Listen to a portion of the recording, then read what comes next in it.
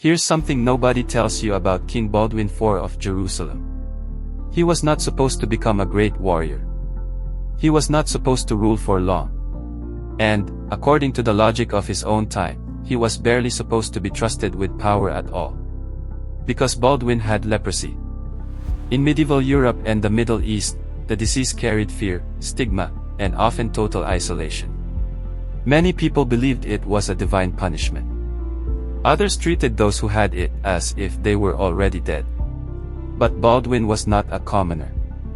He was the son of the king of Jerusalem. And when his father died, Baldwin inherited one of the most dangerous crowns on earth.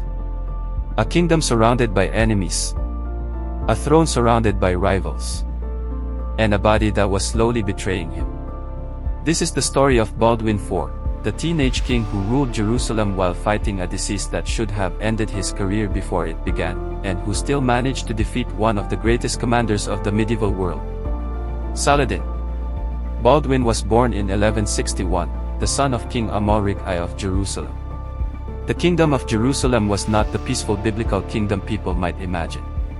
It was a crusader state, created after the First Crusade, surrounded by powerful Muslim rulers and dependent on a fragile network of castles, ports, armies, and alliances. Its survival required constant military pressure. Every year brought new raids. Every border was contested. And every king needed to prove that he could defend the kingdom. As a boy, Baldwin was educated by William of Tyre, one of the most important historians and churchmen in the kingdom. William noticed something disturbing. During a game, Baldwin's friends were scratching each other's arms for fun. They laughed when the scratches hurt. But Baldwin did not react. His friends scratched him again. Still nothing. The boy could not feel the pain. At first, this seemed strange. Then it became terrifying. Because the loss of sensation in his hands and arms was an early sign of a serious disease. By the time Baldwin was around 9 years old, physicians and court officials understood that something was badly wrong. The diagnosis was leprosy. Today, historians and medical scholars are careful about reconstructing medieval diagnoses. The word leprosy was used differently in the past than it is in modern medicine. But whatever the exact medical classification, Baldwin clearly suffered from a progressive condition that damaged his nerves, weakened his body, and eventually left him severely disabled. For most people, that diagnosis would have meant the end of ordinary life. For Baldwin, it meant something more dangerous. Everyone at court now knew that the future king might not be able to fight, father children, or even survive long enough to rule. And that made the succession a political emergency. Because the kingdom of Jerusalem could not afford a weak king. Not with Saladin rising in Egypt and Syria. Not with rival noble families waiting for an opportunity. Not with the kingdom's enemies watching every weakness. And yet Baldwin was not removed from the line of succession. He was still the king's son. Still the heir. Still the person around whom the kingdom's future had been built. Then, in 1174, everything changed. King Amalric died. Baldwin was 13 years old. And suddenly, the boy with the damaged hands became King Baldwin IV of Jerusalem. The crown was placed on the head of a teenager whose illness was already progressing. The kingdom had no time to wait for him to grow up. The enemies were already moving. And one of those enemies was about to become the most famous Muslim leader of the entire crusading era. His name was Saladin. When Baldwin became king, Saladin was not yet the legendary figure history would remember. But he was getting close. Saladin had united Egypt and was expanding his power into Syria. His goal was not simply to raid the Crusader states. He wanted to destroy them. Jerusalem was the prize. And Saladin understood the basic problem facing the kingdom better than almost anyone. The Crusader states were divided. Their territory was scattered. Their armies were limited. Their nobles often fought one another almost as fiercely as they fought their external enemies. If the kingdom could be divided politically, it could eventually be defeated militarily. Baldwin's first years as king were therefore controlled by regents and senior nobles, especially Raymond III of Tripoli. The young king was officially in charge, but powerful men around him handled much of the government. That arrangement could only last for so long. Because a regency creates a dangerous question. Who is really ruling? And what happens when the king grows old enough to take power for himself? Baldwin's illness made that question even more complicated. He was a king, but his body was becoming less reliable. His hands weakened. His ability to feel pain disappeared. His condition progressed. But Baldwin refused to become a ceremonial symbol while other men ruled around him. He learned military strategy. He studied the terrain. He understood the kingdom's fortresses and roads. And when necessary, he went to war himself. The first major test came in 1177. Saladin invaded the kingdom of Jerusalem with a powerful army. His target was the region around Ascalon, a strategically important port city south of Jerusalem. The situation looked disastrous for Baldwin. He was only 16 years old. His available force was much smaller than Saladin's. And the kingdom's army had not been prepared for a battle of this scale. Baldwin was at Ascalon when Saladin's army approached. Instead of remaining behind the walls, the young king made a dangerous decision. He marched out. He took his mounted knights and available troops and moved rapidly to intercept Saladin's scattered forces. Saladin had confidence. His army had been advancing through the countryside, and the Crusader forces appeared too small to threaten him. But that confidence became a trap. On November 25, 1177, Baldwin's army found Saladin's forces near Montgisard. The exact numbers are debated, and medieval chroniclers often exaggerated the size of armies. But the broad picture is clear: Saladin's army was larger, spread out, and caught off guard. Baldwin's army attacked. The charge was sudden and violent. Armored cavalry crashed into troops who were not prepared for a major battle. The Crusader forces pushed hard before Saladin could properly organize a defense.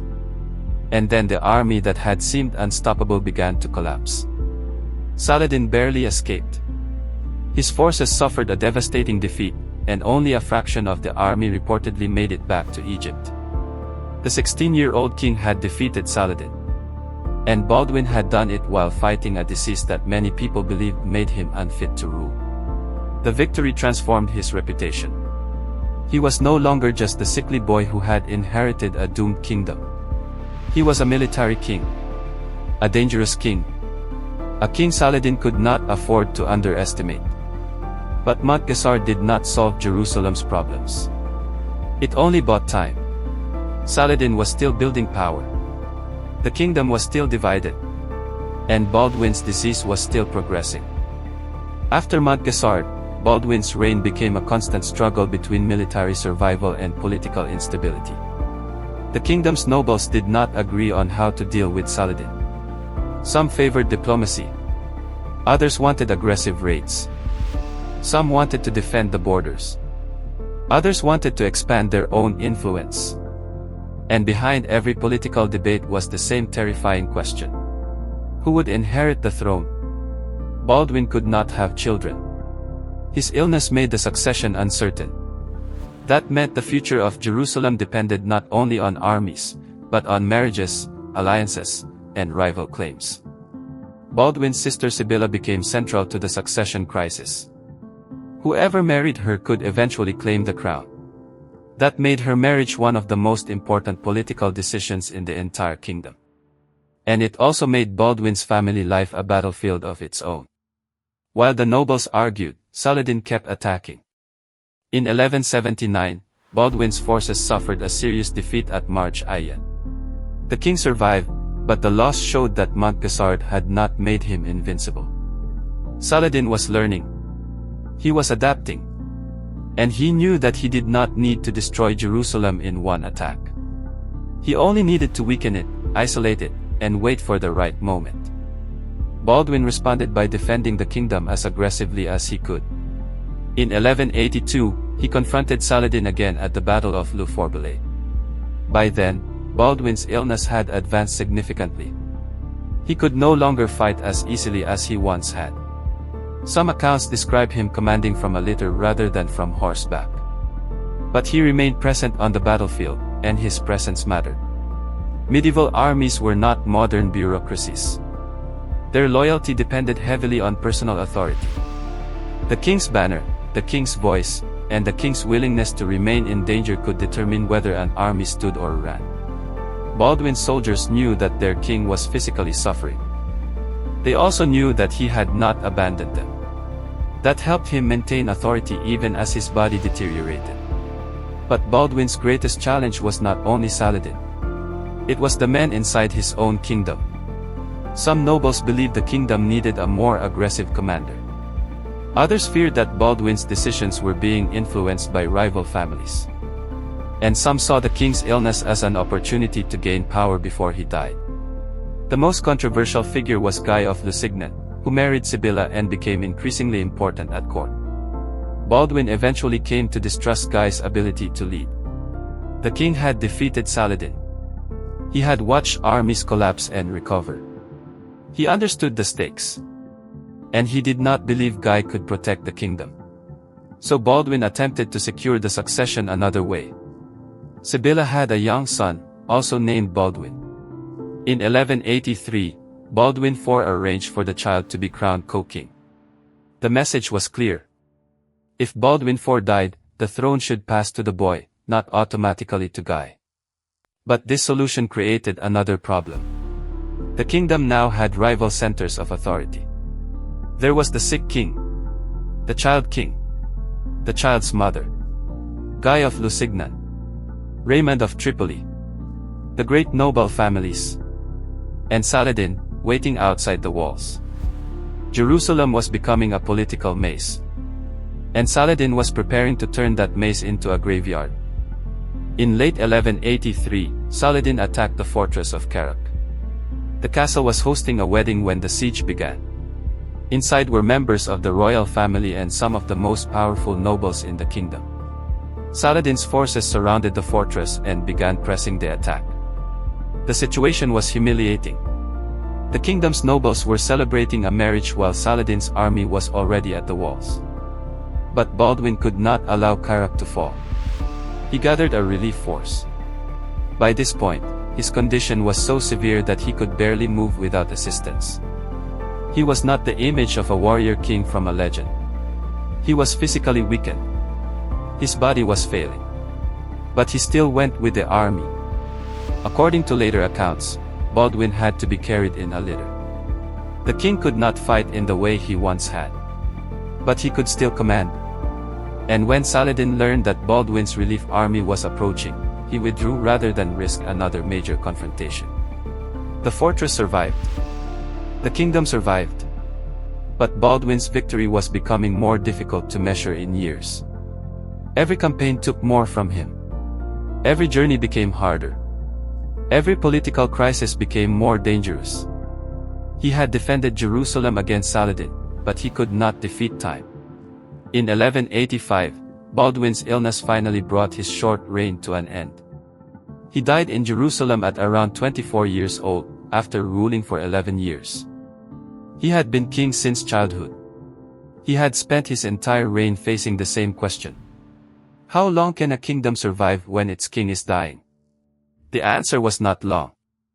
After Baldwin's death, his young nephew Baldwin V became king, with Raymond III acting as regent. But Baldwin V was a child. And only a few years later, he also died. The succession then passed to Sibylla, who chose Guy of Lusignan as her husband and king. That decision would have catastrophic consequences. Guy was captured. The military strength of the kingdom was shattered. And on October 2, 1187, Jerusalem surrendered to Saladin. The city Baldwin IV had spent his life defending was lost only a few years after his death. This has created one of history's great questions. Could Baldwin have prevented the fall of Jerusalem if he had lived longer? No one can answer that with certainty. What we do know is that Baldwin had managed to hold together a divided kingdom while fighting a progressive illness and facing one of the most capable military leaders of the age. His victories did not destroy Saladin. But they delayed him. They bought Jerusalem time. They showed that the kingdom could survive when led by a ruler with discipline, courage, and political judgment. After Baldwin died, the internal divisions he had controlled began breaking apart. His enemies did not suddenly become stronger. The kingdom became weaker. That difference matters. Baldwin IV was not a superhero. He did not win every battle. He did not save Jerusalem forever. And the stories told about him sometimes blur the line between documented history and legend. But the essential truth is already remarkable enough. He became king at 13. He defeated Saladin at 16. He commanded armies while his body was losing sensation and strength. He fought political rivals who were waiting for him to fail. And he died before reaching the age when most rulers were only beginning to understand power. History remembers him as the Leper King. But that name can hide the more important truth. Baldwin was not defined only by his disease. He was defined by what he did while living with it. For 11 years, a young and dying king stood between Saladin and Jerusalem. And for 11 years, the kingdom held. If you enjoyed this story, subscribe to Empire Code for more histories of rulers, betrayals, empires, and the moment.